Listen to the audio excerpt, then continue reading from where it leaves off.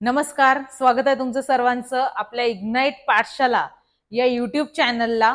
आणि नुकतीच 5वी आणि 8वी या वर्गाच्या स्कॉलरशिप शिष्यवृत्ती परीक्षेचे फॉर्म भरणे सुरू झालेले आहेत आणि त्याची परीक्षेची जी तारीख आहे ती सुद्धा डिक्लेअर झालेली आहे। तर येत्या 8 फेब्रुवारीला हा पेपर होणार आहे आणि येणाऱ्या शैक्षणिक वर्षात तर इयत्ता चौथी आणि इयत्ता 7वी साठी सुद्धा स्कॉलरशिपच्या परीक्षा ह्या घेण्यात येणार आहेत। तर या शिष्यवृत्तीच्या परीक्षेचा जो एकंदरीत पेपर पॅटर्न जर आपण बघितला तर त्यामध्ये मराठी व्याकरण हा विषय किती असा महत्वाचा आहे, किती प्रश्न विचारले जातात, ते प्रश्न किती मार्कांसाठी असतात, हे बऱ्याच विद्यार्थ्यांना प्रश्न पडतो। कारण आपल्याला एखाद्या विषयाचं संपूर्ण माहिती असेल तेव्हाच आपण त्याचा अभ्यास व्यवस्थित करू शकतो। ज्या विद्यार्थ्यांचा मराठी व्याकरणचा अभ्यास आहे तर त्यांना बऱ्याच विद्यार्थ्यांना असं वाटते की आपलं किती प्रश्न येतात, किती मार्कांसाठी येत असतील आणि कोणत्या टॉपिकवर प्रश्न विचारले जातात। तर यस, तेच आपण आजच्या सेशनमध्ये डिस्कस करणार आहोत।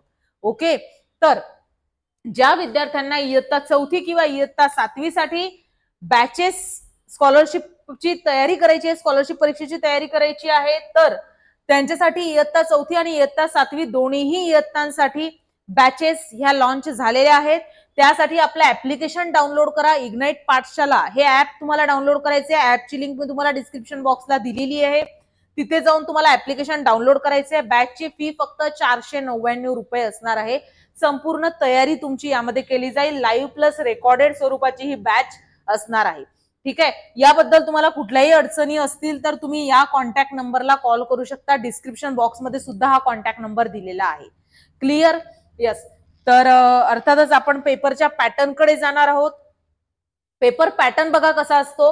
शिष्यवृत्तीचा पेपर 1 आणि पेपर 2 अशा दोन्ही पेपर मध्ये होतो आणि पेपर 1 मध्ये मराठी भाषा आणि गणित, मराठी आणि गणित असे दोन विषय असतात। मराठीचे 25 प्रश्न येतात आणि गणिताचे 50 प्रश्न येतात। एक प्रश्न 2 मार्कांसाठी येतो, एक प्रश्न 2 मार्कांसाठी येतो। 25 प्रश्न म्हणजे 50 गुण, 50 प्रश्न म्हणजे 100 गुण, असा टोटल पेपर 1 75 प्रश्नांचा आणि 150 गुणांचा असतो आणि त्यासाठी 1.5 तासाची वेळ आपल्याकडे असते। आणि पेपर 2 जर आपण बघितला तर पेपर 2 म्हणजे इंग्रजी भाषा आहे, तृतीय भाषा आणि बुद्धिमत्ता। इंग्रजीचे येतात 25 प्रश्न आणि 50 मार्क, बुद्धिमत्तेचे आहे 50 प्रश्न आणि 100 मार्क। ठीक आहे, तर आपण जर इथे मराठी व्याकरण बद्दल पाहिलं तर मराठी व्याकरणचे 25 प्रश्न हे शिष्यवृत्तीच्या परीक्षेला येतात आणि अतिशय सोपा सब्जेक्ट आहे। तुम्हाला त्यामध्ये पैकीच्या पैकी मार्क मिळवता येतात मराठी व्याकरण मध्ये। ठीक आहे, मराठी व्याकरणचा एकदा सिलेबस बघा, काय काय सिलेबस आपल्याला मराठी व्याकरणचा दिलेला आहे। यस, मराठी व्याकरणच्या सिलेबस मध्ये तुम्हाला इथे दिसते वाचून कल्पना व संकल्पना स्पष्ट करणे। म्हणजे काय काय येईल यामध्ये? यामध्ये उतारा येतो, एखादी जाहिरात येते, एखादी कविता येते। ठीक आहे, कसं पहा, एखादा जर आपल्याला प्रश्न पाहायचा असेल तर असा उतारा येतो तुम्हाला, एखादा या प्रकारचा उतारा आणि त्यावर एखादा प्रश्न असतो। ठीक आहे, उतारा आणि उतार्यावर एखादा प्रश्न असतो। ठीक आहे, किंवा एखादी कविता असते आणि कवितेवर प्रश्न असतो। ठीक आहे, हा कविता आहे, कवितेवर प्रश्न असतो। तिसरं, एखादी जाहिरात दिलेली आहे, जाहिरातीवरही प्रश्न असतो। ठीक आहे, येस, हा झाला आपला घटक 1। घटक 2 जर आपण पाहिला तर हा आहे कार्यात्मक व्याकरण। काय नाव आहे याचं? कार्यात्मक व्याकरण। म्हणजे यामध्ये सगळा व्याकरणचा घटक आहे। मग व्याकरण मध्ये काय येते? नाम, सर्वनाम, विशेषण, क्रियापद, लिंग, वचन, काळ, विरामचिन्हे, वाक्यांचे भाग, शुद्ध अशुद्ध आणि याचा भारांश असेल 20%। एकूण प्रश्नांच्या 20% प्रश्न हे या भागावर येणार आहेत। शब्दांच्या जाती, नाम, सर्वनाम, विशेषण, क्रियापद, लिंग, वचन, काळ, विरामचिन्हे, वाक्यांचे प्रकार आणि शुद्ध अशुद्ध शब्द। क्लिअर? यस, हा असणार आहे आपला घटक 2। नंतर आपला येतो घटक 3। घटक 3 मध्ये आणि याचा सर्वात जास्त महत्व आहे, सर्वात जास्त प्रश्न हे घटक 3 ला येतात। सर्वात जास्त काय काय येते यामध्ये? यामध्ये येईल वाक्य प्रचार।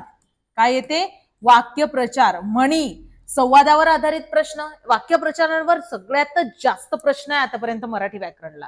ठीक आहे, निर्देश म्हणजे काही शब्द दिले जातील तर ते शब्द तुम्हाला योग्य क्रमाने लावायचे आहे. एखाद्या सुसंगत वाक्यांपासून परिच्छेद तयार करायचा आहे किंवा वेगवेगळ्या भागामधले आपल्याला त्याच्यामधल्या चुका शोधायच्या असतात किंवा सर्वोत्कृष्ट विकल्प निवडून आपल्याला वाक्य पूर्ण करायचं असते. एखादं वाक्य दिलेलं असते ते अपूर्ण आहे, मग ते आपल्याला तिथे पूर्ण करावं लागेल. माहिती तंत्रज्ञान विषयक जे नावं दिलेले असतात जे मराठीमध्ये आहेत ते तुम्हाला इंग्लिशमध्ये ट्रान्सलेट करायची असतात. ठीक आहे. उदाहरणार्थ हा प्रश्न पहा तुम्ही. ठीक आहे. सुसंगत वाक्यांचा परिच्छेद, याच्यामध्ये आपल्याला परिच्छेद तयार करायला सांगितलेला आहे. म्हणजे कोणतं तरी एक पर्याय आपल्याला त्यामध्ये योग्य तो टाकावा लागेल. मी फक्त तुम्हाला प्रश्न जे आहेत ना त्याचं फक्त एक उदाहरण दाखवते की अशा स्वरूपाचे प्रश्न आपल्याला येऊ शकतात. ठीक आहे. चुकीची जोडी इथे पहा, तंत्रज्ञान, वेब, डिस्क, युजर, 3D हे तंत्रज्ञानावर आधारित प्रश्न आहेत. Yes, okay. चला पुढला प्रश्न पहा काय दिले. पुढला घटक काय आहे आपला, घटक क्रमांक 4. घटक क्रमांक 4 मध्ये भाषेचा व्यवहारात उपयोग. ठीक आहे. काय पहा, समानार्थी शब्द, विरुद्धार्थी शब्द, शब्दकोडी, जोड शब्द, अलंकारिक शब्द, शब्द समूहाबद्दल एक शब्द. ठीक आहे. यावरही प्रश्न विचारले जातात. याचा भारांश आहे 32. यावरही जास्तीत जास्त प्रश्न आहेत. ठीक आहे. समूहदर्शक शब्द, जसं गायीच्या समूहाला काय म्हणतात, गुरांचा कळप असतो. ठीक आहे. तर हे पण विचारलं जाते. पिल्लू दर्शक शब्द, गायीचं पिल्लू म्हणजे वासरू आहे, तर हे पण विचारलं जाते. घर दर्शक शब्द, जसं पक्षी घरट्यात राहतो, मानव घरात राहतो, तर तेही विचारलं जाते. अक्षरे जुळवून एक अर्थपूर्ण शब्द तयार करा. काही अक्षरं दिली जातील, जसं तुम्हाला ही अक्षरं दिली आहे का, शा, न, आणि त्यापासून तुम्हाला एक शब्द बनवायचा आहे जो असेल न, का, शा. या पद्धतीचंही विचारलं जाते. वर्णानुक्रम लावायचं म्हणजे अल्फाबेटिकल ऑर्डर मध्ये लावायचं आहे. एकाच शब्दाचे अनेक अर्थही असतात, तर तेही तुम्ही तिथे लावू शकता. जसं कर, कर म्हणजे पाणी पण होते आणि कर म्हणजे टॅक्सही होतो. तर हे असे एका शब्दाचे दोन वेगवेगळे अर्थ देखील असू शकतात, त्यावरही प्रश्न येतो. भाषा विषयक सामान्य ज्ञान, एखादा लेखक असेल, एखादे कवी असतील, एखादे संत आहेत, संतांचे जन्मस्थळ कोणते आहेत, है ना, मराठी दिवस दिन कधी असतो, मराठी दिन कधी असतो, गौरव भाषा दिन कधी असतो, हे सुद्धा विचारलं जाते. आणि याचा भारांश जर तुम्ही पाहाल तर सर्वात जास्त 32% भारांश आहे. किती आहे, 32%. आणि आपल्याला जर मराठी व्याकरणचा परिपूर्ण अभ्यास करायचा असेल तर आपल्याला हे सगळे घटक जमलेच पाहिजे. Okay, yes. तर अर्थातच त्यासाठी हे सर्व घटकांचा अभ्यास करण्यासाठी आपल्या बॅचेस जे आहेत हे ऑनलाईन प्लॅटफॉर्मला, ऍप्लिकेशनला अवेलेबल आहेत. ऍप्लिकेशनची लिंक डिस्क्रिप्शन बॉक्समध्ये आहे. आणि इयत्ता 7वी आणि इयत्ता 4थी दोन्ही इयत्तांसाठी स्कॉलरशिपच्या ज्या बॅचेस आहेत हे आपल्या चॅनलला अवेलेबल असणार आहेत. ओके. आणि लाईव्ह प्लस रेकॉर्डेड स्वरूपाच्या ह्या बॅचेस आहेत आणि फीज फक्त 500 रुपये आहे. सध्या तरी 499 रुपये सध्या फीज असणार आहे.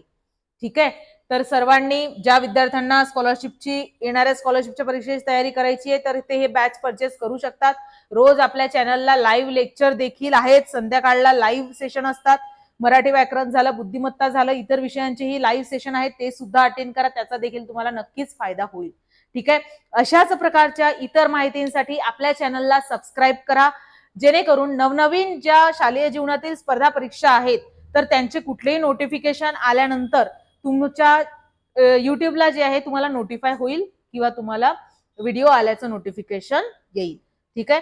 तर ज्या विद्यार्थ्यांना स्कॉलरशिप परीक्षेची परिपूर्ण तयारी करायची आहे तर त्यांनी बॅचेस जे आहेत हे जॉईन करू शकतात. थँक्यू.